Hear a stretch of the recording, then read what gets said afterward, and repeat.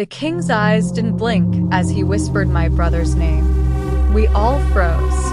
Everyone in the room knew what that meant. If King Odysseus spoke your name during the harvest moon, you didn't see the next sunrise. It was a silent rule in our village. No one angered the king. His power wasn't just in his wealth or warriors. People said he had the spirits on his side, dark ones. Some believed the strange fog that hung over the palace came from them, that it was their breath. But my brother, Kofi, had always been brave. Too brave. He spoke up when the king's guards took half our crops last season, leaving families hungry.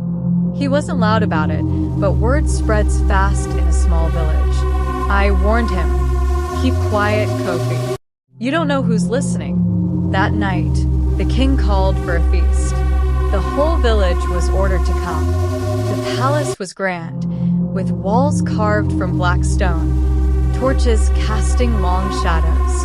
The air felt heavy, like it was pressing down on you. We ate in silence, except for the sound of the king's voice telling stories of his victories, how he crushed rebellions, how he was chosen by the gods.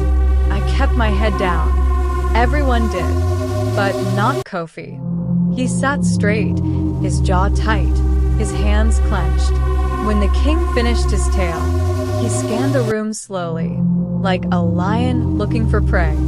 Then he smiled, a cold, thin smile. Kofi, he said softly, his voice like a blade cutting through the quiet. Come forward. The room seemed to hold its breath. Kofi stood, his face pale but his step steady. I wanted to grab him, to pull him back, but I couldn't move. The king's guards flanked him as he approached the throne. The king leaned forward, his gold crown catching the light. You think you can question me? The king asked, his voice low but sharp. Kofi didn't answer. He didn't have to. His silence was enough. The king nodded, like he was satisfied. Take him, he said to his guards. They dragged him out, and that was the last time I saw my brother alive. The next morning, the villagers found Kofi's body at the edge of the forest.